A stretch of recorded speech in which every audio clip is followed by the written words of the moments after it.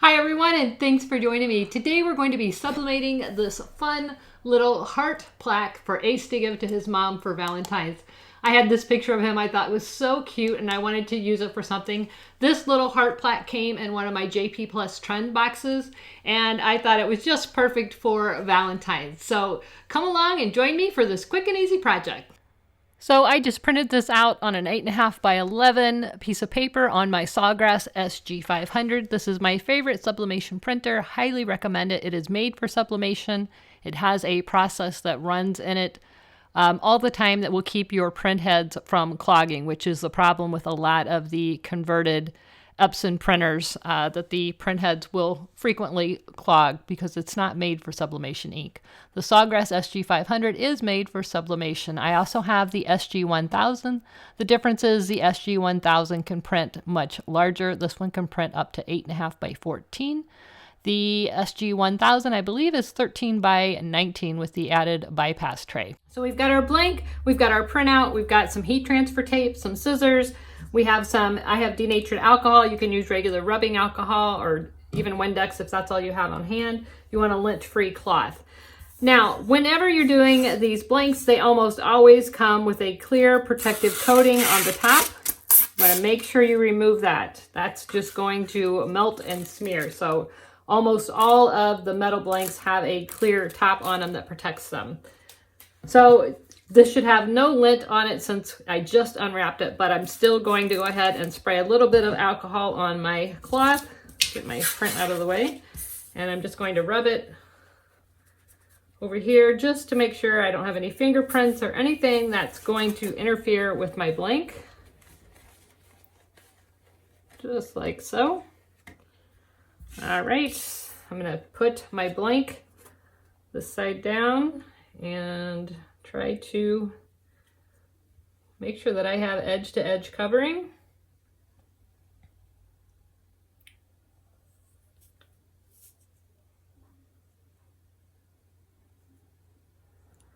Once I have it into place where I want it, I'm going to tape it down.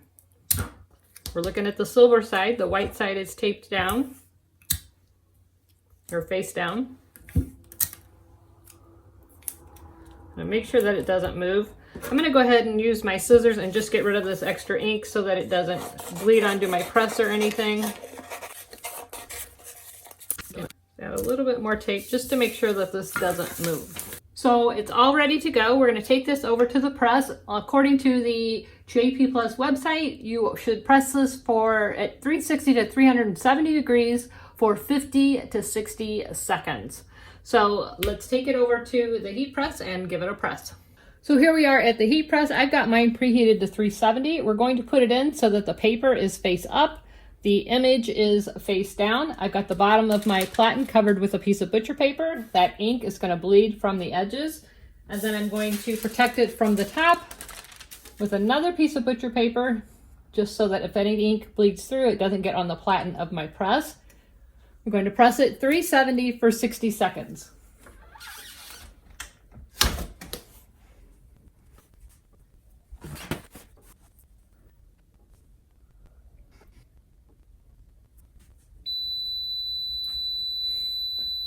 Time's up.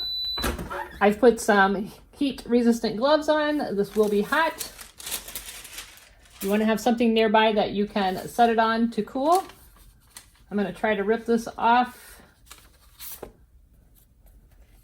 swiftly. There's our print. I'm going to set this down to cool for a moment. So here we are. This is just a pressing pillow. I got this on Amazon. I like this one a lot. This is a nickel putt. You can use this in the heat press, but it's also great when you're letting something cool down to put it on. So that's what I do when I do mugs or anything like that. I put it on this. So it's cooled down now. What I'm going to do is take the plaque, and again, I'm just going to wipe it down just to make sure I don't have anything on here that's going to interfere with my adhesive. I'm going to use this Loctite super glue. I like this a lot. It lasts for a long time. It doesn't clog up, and I use this all the time with my Glowforge projects, wood projects. It's got a precision tip on it. Doesn't take a lot. I'm just going to add some glue.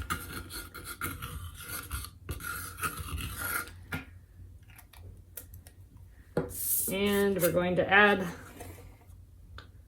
the image. Just takes a few seconds to dry, and how cute is that? So I hope you enjoyed this tutorial. I have all of this linked in the description below, everything that I used. You can see I just added a little bow on it just to step it up a notch and make it look more like a gift. I think this is a fun idea for grandma, for grandpa, for mom and dad. This would be cute for a teacher if you could get a classroom picture on here, or if you had a field trip picture, something like that. Really cute idea, very inexpensive and very easy to make. So everything's linked in the description below. If you enjoyed this video, please like, subscribe, and share. Don't forget to click that bell so that you're notified every time there's a new video. Thanks so much for watching, and as always, never stop making. See ya. Bye-bye.